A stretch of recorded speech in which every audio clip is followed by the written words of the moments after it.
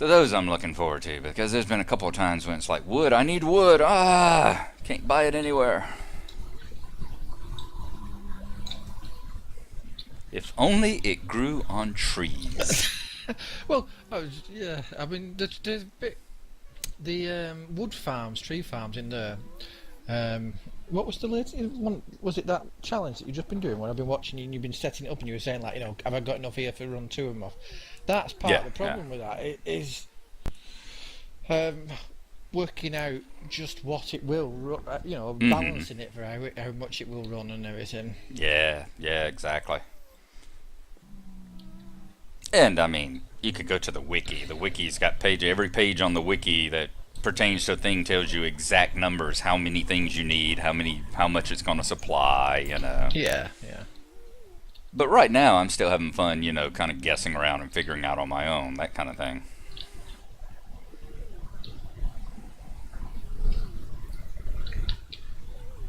But yeah, I'm definitely going to start up and take a look at the third mission. Probably start it up later today and take a look at it. Just to see what it is. I'm curious about how the layout is, and it says, you start right next to a tycoon town, tycoon city, so Yeah. it's like, what are they going to do? Is it going to be the tycoons that are trying to buy up land around you, or are they going to get,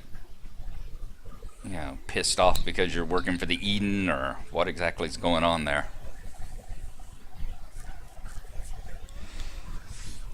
I watched a Let's Play once of somebody, and that's why I was kind of worried about Sokoff a bit when I saw Sokoff was in part 2. So I watched a Let's Play somebody did with the oil guy, and he was in the same world that this guy was, and at one point he gives them an ultimatum to destroy your oil rigs or else I'm going to war with you. Yeah. And it's like, whoa.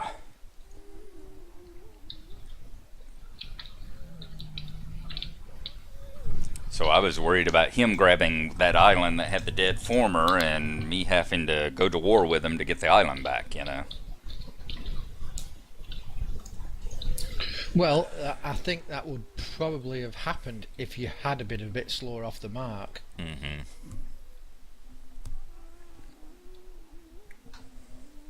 Yeah, when he grabbed that first other island, that's when it was like, okay, we need to rush this along here.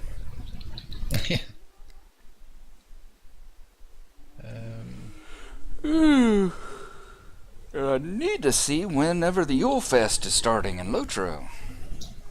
Do you know, I haven't actually been back on Lotros. Well, I haven't been back on Secret World either since I got here. I've hardly feel like I've had a chance for anything. Mm-hmm.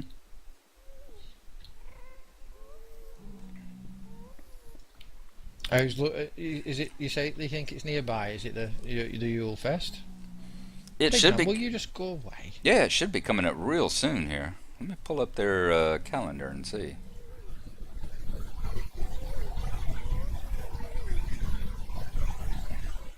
That's one way of taking care of the pigman problem. Yep. Let's see if it works, shall we? Here we go.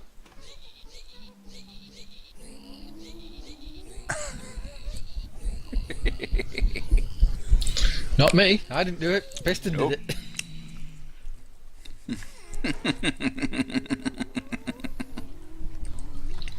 Awesome. That works. Now you've already got to carry around a pistol, a lever, and a stack of blocks, so you can build one of these around every damn pigman that annoys you and gets in your way.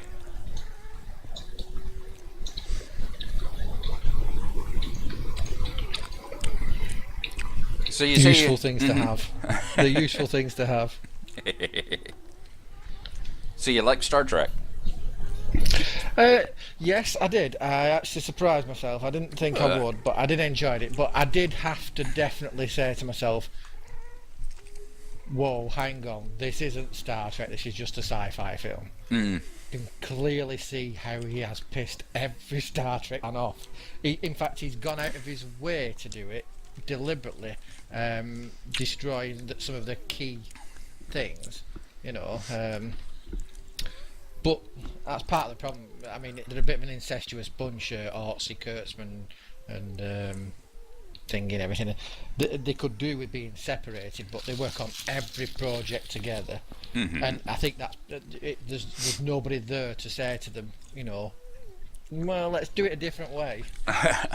Because all three of them are on the same wavelength, and they do the same things in all the series and the films they do together. But yeah, I enjoyed the film. It was a nice rollicking action bit and everything. Kind of like a crack.com article I read where it was talking about stuff like that, people that should take a break. And one of the ones they mentioned was Johnny Depp and Tim Burton. Yeah. They had a cartoon with it where it says Tim Burton's going, Johnny, and Johnny's going, yes. Yes, I'll do it. Yeah, exactly. Yeah. Well, good. Yeah, it was a kick-ass action movie, that's for sure. Yeah. And I think Urban has absolutely nailed McCall. Oh God, he really has. He really did, and that was one thing that was actually disappointed with, because what's his name, Quinto, had toned down his impersonation of Spock in it, hadn't he? He was a lot more like Spock in the first one than he was in this one. And I was a bit disappointed because I thought he did it superbly in the first one. But Urban really has got bones down. I wondered what had happened to what's his name as well, Peg, because he's beginning to look rather ill with how thin he's getting.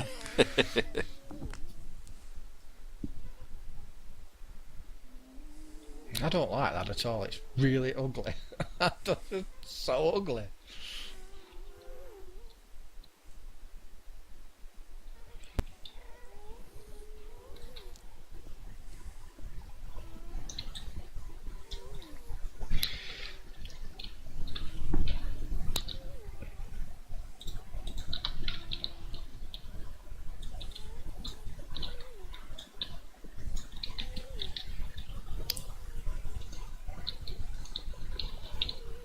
God bless whoever changed these half slabs, these steps, that they'll go around corners.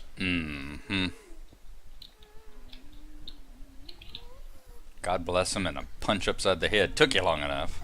Yeah.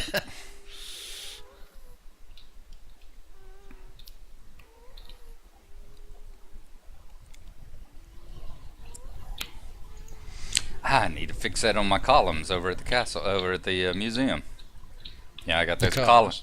Yeah, I've got those columns at front that have a step on each side and then a half slab on one in the corners, because they didn't have the ability to wrap around then. How have you been doing with that? Have you got some stuff we can go over and have a look at? I have not been on since the last time I spoke to you. And that was about 2.5 months ago. Yeah, around about then. Yeah. I said this has been the week from hell at work. Every morning I was like, I'm going to get stuff done. I'm going to log in and do stuff, and it's like, oh God, getting home, it's just like, I do not want to do a damn thing except go to bed. Yeah. And then I was up almost all day yesterday. I guess Wednesday night I was at work. And I'd been there about an hour or so, and got a phone call from the wife.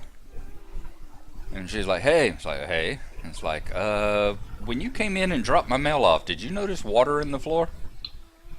No, but then again, honey, all the thing I did was open your door, drop the mail right on the inside, and shut the door.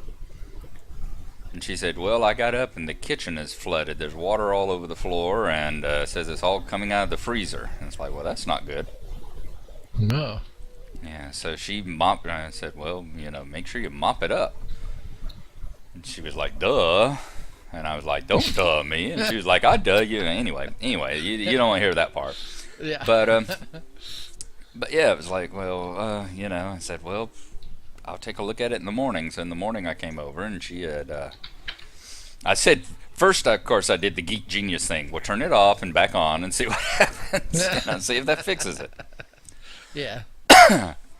So, yeah, at that point, and he said you're talking about 3 or 4 hours to track it down, and you're talking about anywhere from $400 to $800 to fix it.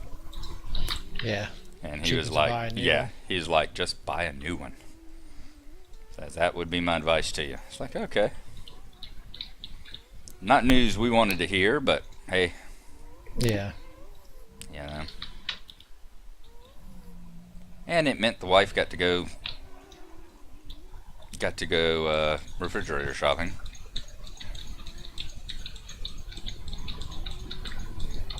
And it seems like I keep waiting for the other shoe to drop. Because this guy comes out and tells us, yeah, tells us that, you know, I'm bad news for you, it's not worth fixing and all. And then all he does, is charges for the trip cost to come out, and the trip cost is only $50 on a Saturday. Yeah. And it's like, okay, that was cheap. And then we go fridge shopping and immediately find the fridge that we want. And they're having a big sale on, so where it was normally like $1,400 or $1,500, it was like $850. With free delivery, free carry away, and they'll deliver it tomorrow morning on a Sunday. Wow. And it's like, okay. Something is going to go very, very wrong here. Oh, I like these torches you have. Well, they're just there Yeah. to say to me, look, you've not brought enough things to do it. You need to bring. I need to bring another 6. Is it 6 half slabs made out of Okay. nether brick? I couldn't think of the bloody word. Nether brick. Half slabs, yeah. Well, I think that's a clear sign that it was time for you to have a new refrigerator, Mm-hmm. and now was the best time to do it. Definitely. Yeah, Should've done I that. mean that's no, like you said, no more clear than that. It's like, okay.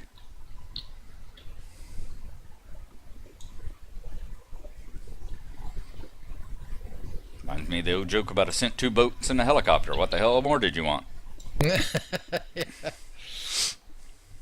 Yeah, send me a sign.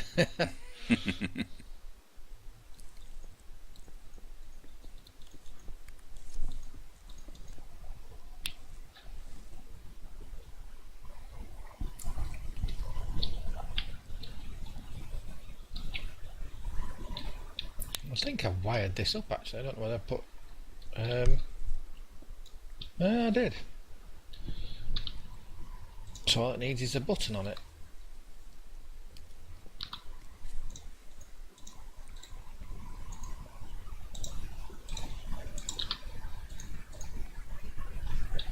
Oh, great Mindfiend is great.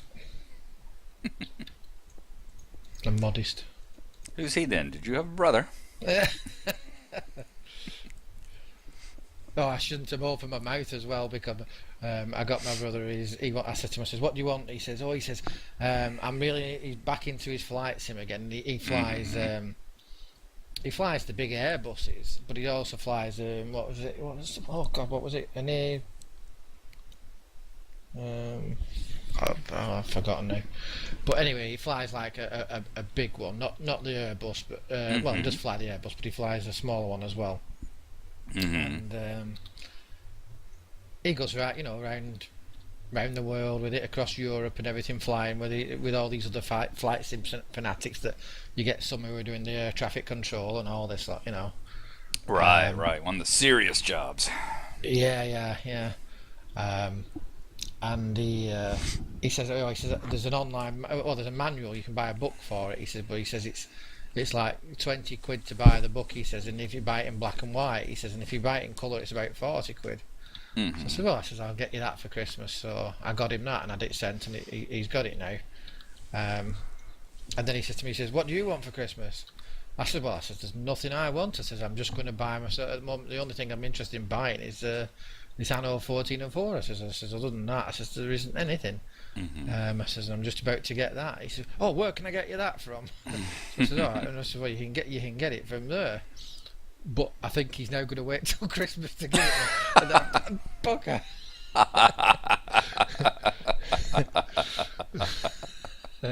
He's got it, and I'm waiting for it. I'm waiting to have a go. Oh. Definitely too smart for your own good. Yeah. Because I like, I don't know why, but I mean, I like that, the medieval setting of it. Yeah, I enjoy it a lot too, and the buildings and everything are just absolutely gorgeous. Yeah. And it's got a far better campaign. The little introductory tutorial campaign thing is a lot more cohesive and well put together than the one in 2070 was. Yeah. Oh, good.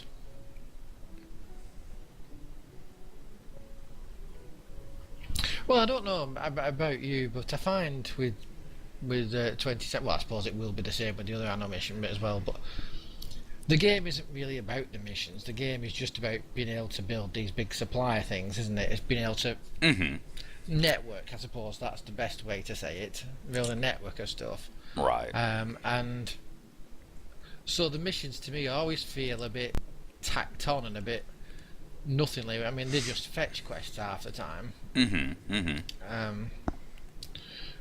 But there couldn't be anything else, really, I suppose. No, not really. I don't know. We'll see what they do in the next version, because I said you log in and there's a that survey that they've got out right now with lots and lots of white space for you to write down. What part did you like? What would you like to see changed? All that kind of stuff. Yeah. How did you feel about the missions? How do you feel about the factions? How do you feel about this? So we'll see what happens. At the speed they produce games, it'll be 2 or 3 years before we see anything from it. But well, yeah. Although I think it's very nice that they are consulting the fan base for that. Oh yeah. I mean, I totally disagree with Total Biscuit in that he was going on about one video, I don't know what it was, but he was saying like, this game, he says, it's the sequel to such a thing. He says, and it's almost entirely the same bloody game, about a few tweaks here and there. Right. Well, me as a fan of a series, that's exactly what I want. I mean, I don't want an entirely different game for the second part. I want more of the same, just maybe a bigger world and a few new monsters or something or whatever, but the same game. Yeah. Think about the whole fracas that they had with XCOM. Perfect example of it. Here it is. Oh, XCOM's coming back. Yeah, yes, and we've made it a first-person shooter. What? Yeah. What part of XCOM do you not understand? We want XCOM. Just take the same damn game and slap new graphics on it. We'll be happy. Yeah. You've got a built-in audience. You've got a legion of fanboys who will buy the damn game. Yeah. That's it, exactly. Right, I'm going to put these back in the warehouse. We'll have to sign the track now. Yeah, I've even got it on my iPhone now, so I've been playing it in the bathroom at work. The latest XCOM. Yes. Is it? Yeah. Yeah, the latest one, they came out with a iPhone version of it, which is it's the exact same game. The only thing they did is they had to tweak down the graphics just a hair and tweak the controls a little bit so it works on a touchscrene. Yeah. And it works wonderfully. Yeah, it's become second nature now. And yeah, it's like, there are times where I'm head to the bathroom at work and move a few soldiers around, shoot a few things, or back at the base I'll get another thing of research going and that kind of thing, yeah, on the iPhone, and Come back and it's like, what took you so long? It's like, and they look at me funny with the cryptic remark of, well, the world ain't gonna save itself. Well, I have to admit, I'm the same. I take my Kindle into the bathroom and I'm either reading or I'm looking at the app of the day, or at the moment I'm bloody well addicted to that Fruit Ninja stupid game. Stupid game.